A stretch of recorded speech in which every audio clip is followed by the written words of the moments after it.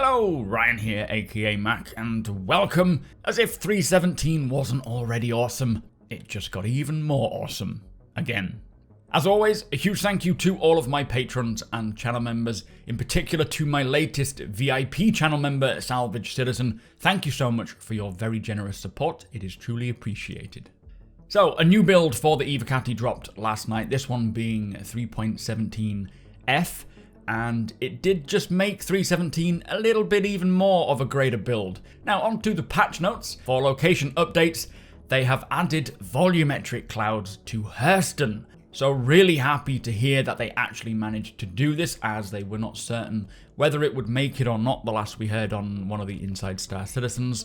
But it looks like they did. So excellent news, and hopefully they have continued to optimize them and push them further to make them more performant friendly. Of course, if they are killing your frame rate when you're flying around Crusader or Microtech or 317 Hurston, you can turn them off in the settings, or you can turn them to low, medium and high. Maybe very high, I can't remember. But also for locations, the river has had a polish pass, with it saying tweaked perimeters of the river to be less angular and have more of a natural flow.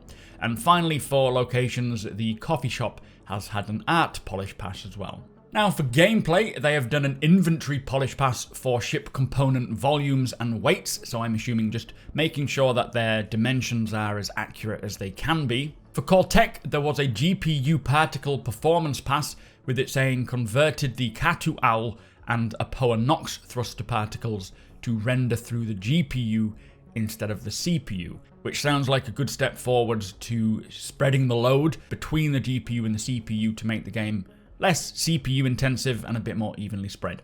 Now that was it for new updates, but there are also 23 more bug fixes, some of which I will briefly list off here, as they are pretty damn good fixes. So the first one being ships should now be able to scan for any surface mining deposit. Doesn't mention anything about asteroid scanning. I know people are having issues scanning for asteroids.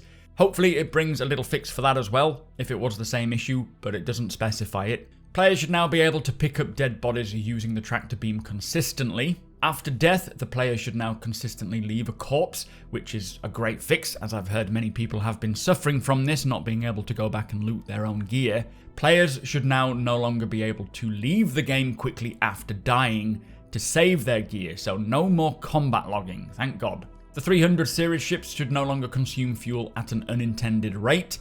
Grenades should now explode consistently when detonated, which is a nice fix, as it was mentioned a little earlier on that grenade throwing was made a little bit more consistent as well, so no longer teleporting back to your hand, which hopefully if they can get that working alongside these desync issues, if it was desync causing this, then grenades won't give everyone a heart attack the minute anyone shouts that they're using them. Security AI turrets should now correctly fire at hostile players, and there should no longer be an infinite load black screen when spawning into Klesha after dying, Klesha being the prison. So there is also 6 client crashes fixed, 1 server crash fixed, and quantum backend service optimisations, as well as more bug fixes, but most of them specific to 3.17, so we're not going to see them anyway.